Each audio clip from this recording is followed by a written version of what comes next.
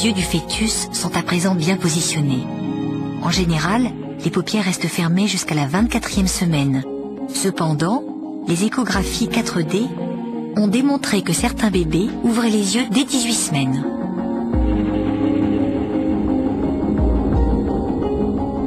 Mais l'obscurité est presque complète. Il n'y a donc rien à voir dans le ventre de maman. Et en tout état de cause, les yeux ne fonctionnent pas encore. Ces clignements indiquent toutefois la naissance d'un nouveau réflexe.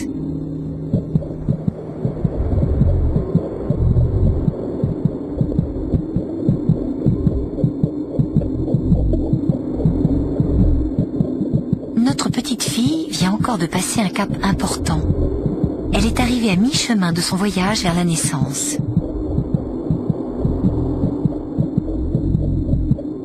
Elle mesure désormais 18 cm. Ses formes se précisent.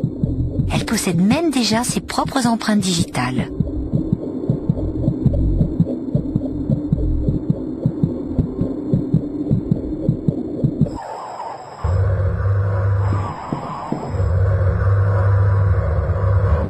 J'essaie de vous obtenir une image parfaite.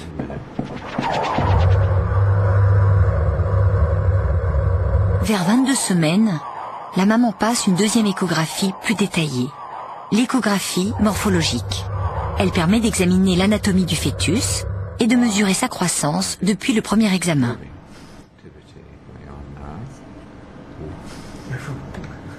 Les échographies préviennent d'éventuelles anomalies et complications. En 4D, elles permettent par exemple de diagnostiquer avec précision un bec de lièvre et de préparer une éventuelle prise en charge à la naissance. Ce sont ses bras sur le côté. Vous les voyez? Maintenant, le bébé s'agenouille. Vous voyez? Avec un peu de chance, on va en prendre une autre. Apercevoir le visage et les expressions du bébé dans le ventre maternel provoque une émotion intense chez les futurs parents. L'échographie, et c'est l'un des atouts inattendus de la technique, favorise la création d'un lien parent-enfant très précoce.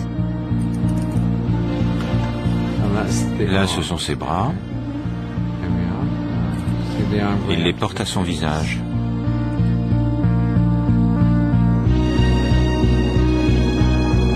Au bout de 6 mois de grossesse, le corps s'est parfaitement formé et fonctionne. Pareil pour la naissance? Pas tout à fait quand même. Tout est là, mais en modèle réduit et encore très immature. Bientôt, notre petite fille va entamer l'une des phases les plus passionnantes de la vie intra-utérine, le développement de ses sens.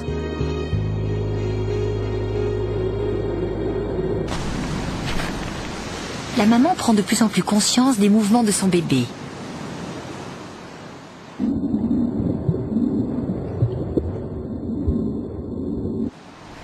Son ventre va encore beaucoup s'arrondir, mais c'est probablement la période de sa grossesse où elle se sentira la plus épanouie.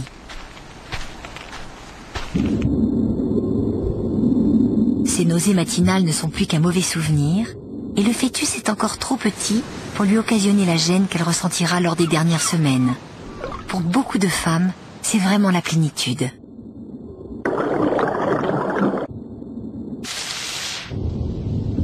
C'est à partir de 24 semaines, c'est-à-dire 6 mois, que les sens du fœtus s'éveillent. Notre petite fille va recevoir les premières stimulations extérieures.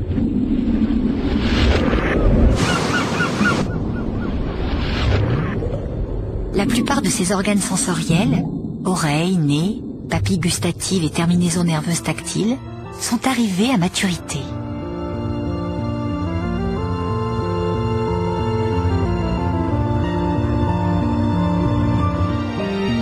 Sur cette image, on voit clairement un fœtus de 24 semaines qui nous tire la langue. On ne sait pas encore très bien pourquoi c'est l'une de ses distractions favorites. Ce qui est sûr, c'est que sa bouche est déjà tapissée de papilles gustatives. Peut-être goûte-t-il le liquide amniotique.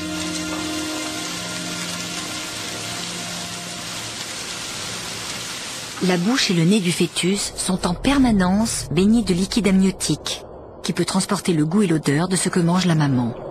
Ce sont surtout les saveurs les plus fortes qui parviennent au bébé. lui donnant ainsi un véritable avant-goût de la cuisine familiale.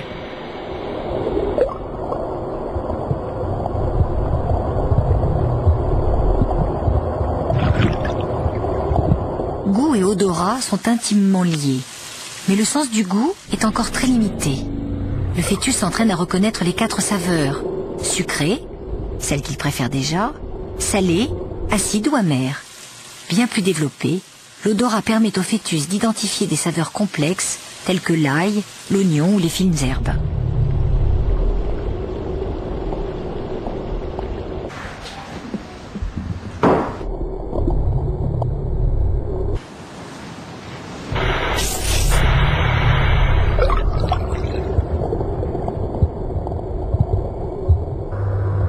À quoi lui servent ses sens à ce stade de son développement? Un goût et un odorat déjà développés aideront d'autant plus le nouveau-né à apprécier le lait de sa maman. Comme le liquide amniotique, le lait maternel contient une gamme de saveurs et d'odeurs provenant de son alimentation.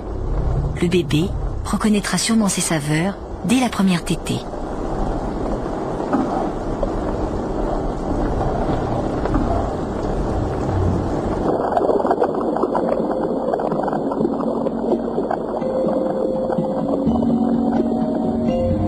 Cette échographie montre un fœtus de 24 semaines qui ouvre et ferme les yeux.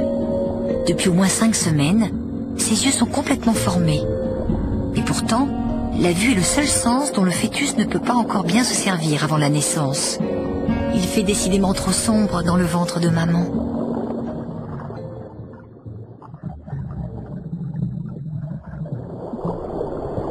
À 25 semaines, même les cils sont déjà en place. Impossible pourtant de répondre à la question que se posent tous les parents: quelle sera la couleur de ses yeux? Les yeux du bébé peuvent changer de couleur pendant les premiers mois de sa vie. Les bébés d'origine africaine ou asiatique naîtront en général avec les yeux marrons ou gris foncé, qui deviendront plus tard marron foncé ou noir. Un bébé de type européen aura presque toujours les yeux bleus dans le ventre de sa mère, même s'ils doivent plus tard virer au vert ou au marron.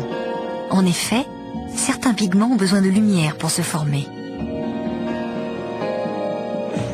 De plus, des études récentes ont montré que plusieurs gènes entrent en jeu pour déterminer la couleur des yeux. Impossible donc de prévoir à coup sûr la couleur des yeux d'un bébé en se basant uniquement sur celle des yeux de ses parents.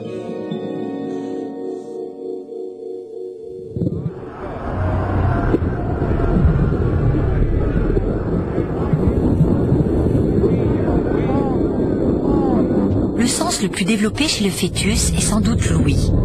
Mais qu'entend-il au juste?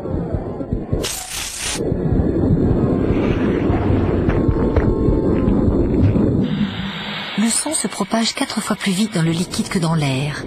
Il semble donc que notre petite fille assiste en ce moment à un vrai concert. Un peu cacophonique parfois.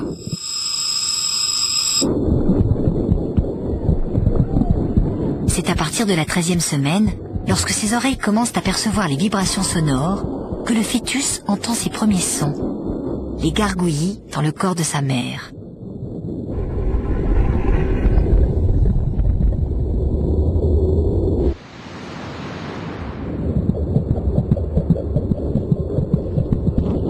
En gigotant dans son liquide amniotique, notre bébé fait lui aussi du bruit. Il entend en permanence 2 bruits sourds, le cœur de sa maman et le sien qui palpite 2 fois plus vite. Il distingue aussi des bruits extérieurs, conversation, bruits violents, musique.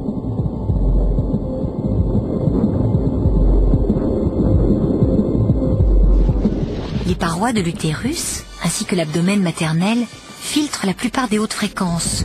Tous les sons parviennent déformer au fœtus, et les aigus sont particulièrement étouffés. Seules les notes graves d'un morceau de musique peuvent avoir un véritable impact.